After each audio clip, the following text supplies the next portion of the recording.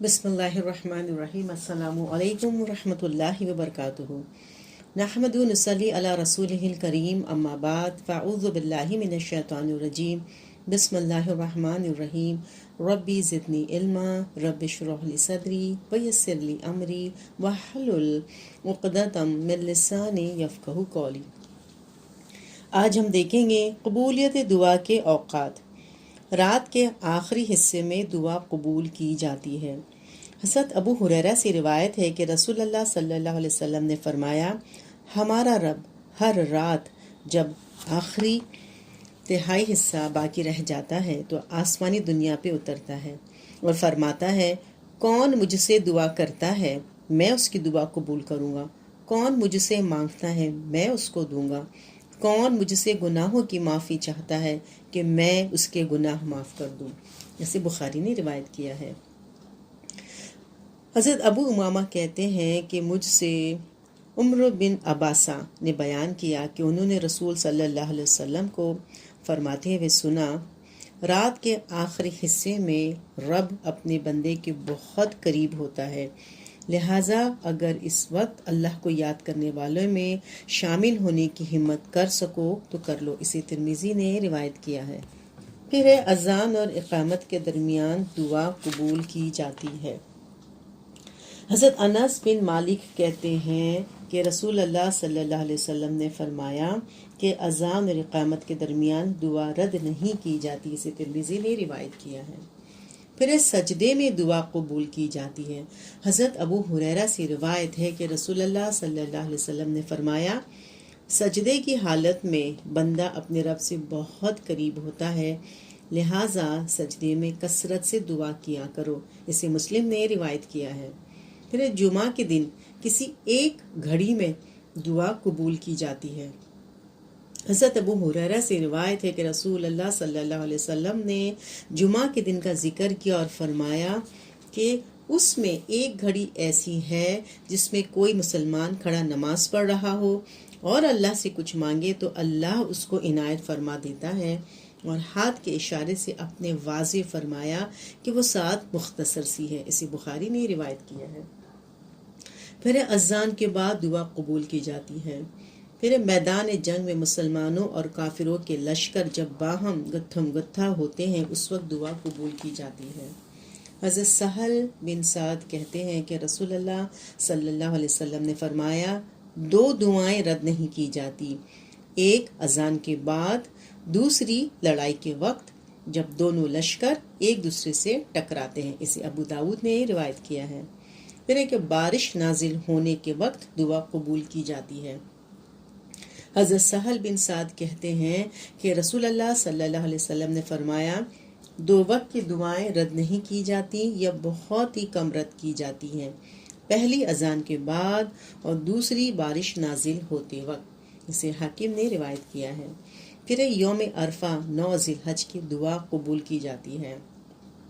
حضرت عمر بن شعیب اپنے باپ سے اور وہ شعیب کے دادا سے روایت کرتے ہیں کہ نبی اکرم صلی اللہ علیہ وسلم نے فرمایا، بہترین دعا عرفہ کے دن کی دعا ہے، اور بہترین دعا جو میں نے اور مجھ سے پہلے نبیوں نے مانگی وہ یہ ہے، اللہ کے سوا کوئی الہ نہیں، وہ ایک ہے، اس کا کوئی شریک نہیں، بادشاہی اسی کی ہے، ہم اسی کے لیے سزاوار ہے اور وہ ہر چیز پہ قادر ہے۔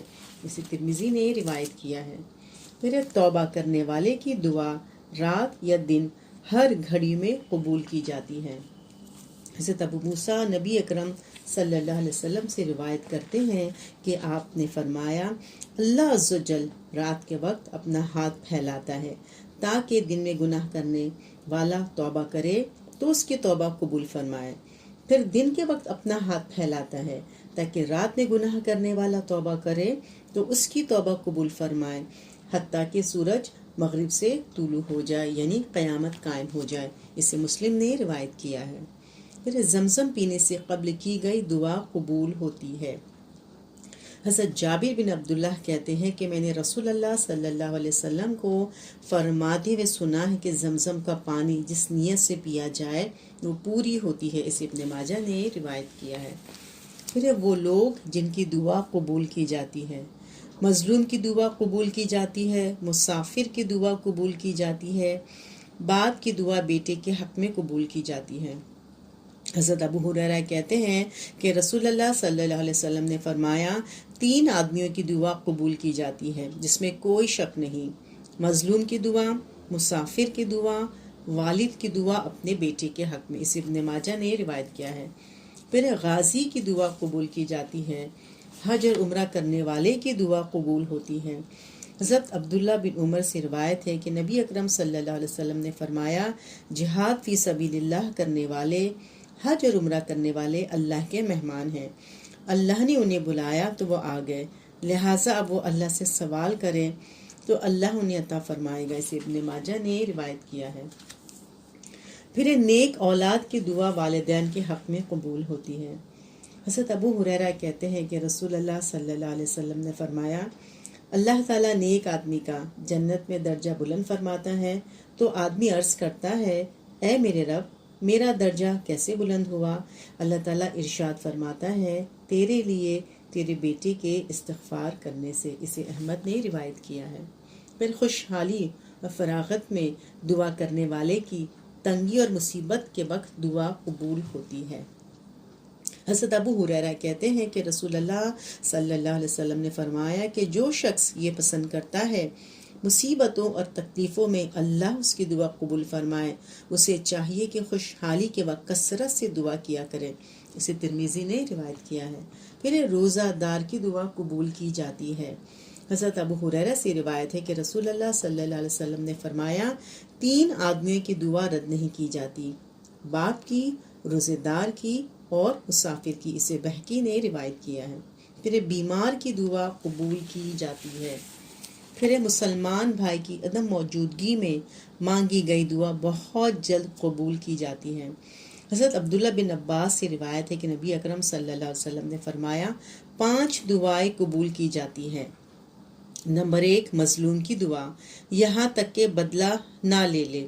نمبر 2 حاجی کی دعا یہاں تک کہ گھر واپس لوٹے۔ نمبر 3 مجاہد کی دعا یہاں تک کہ وہ جہاد سے فارغ ہو جائے۔ نمبر 4 مریض کی دعا یہاں تک کہ ٹھیک ہو جائے۔ اور نمبر 5 بھائی کے لیے غائبانہ دعا۔ پھر آپ صلی اللہ علیہ وسلم نے فرمایا ان تمام دعاؤں میں سے جلدی قبول ہونے والی دعا بھائی کے لیے غائبانہ دعا۔ اسے بہقی نے روایت کیا ہے۔